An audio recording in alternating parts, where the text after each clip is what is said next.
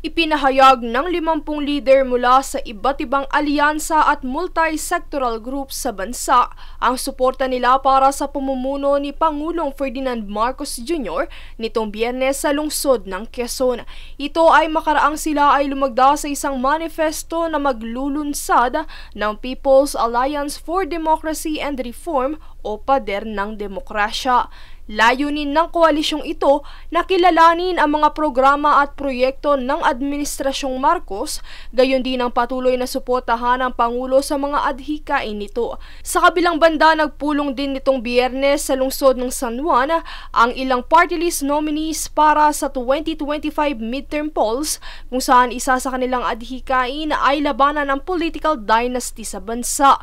Anila balak ng partido na maghain ng disqualification cases laban sa political dynasties dahil batay sa ikalawang artikulo sa ika-26 na seksyon ng 1987 Constitution, nakasaad dito na dapat ay pantay ang karapatan sa pagkakataong makapagserbisyo publiko at ipinagbabawal ang pagkakaroon ng political dynasties. Bukod dito ay isa rin sa mga isyong kanilang nais tugunan ay ang pagkakaroon ng brain drain, kung saan maraming mga Pilipino ang nagpupunta sa ibang bansa para magtrabaho. Gayunpaman, buong loob na hindi nagpatinag ang supporters ng Pangulo, bagkus ay mas lalong ipinagtibay pa ang kanilang paninindigan at advokasya na ipagpatuloy ang mga nasimulan ng administrasyon para sa mga mamamayan.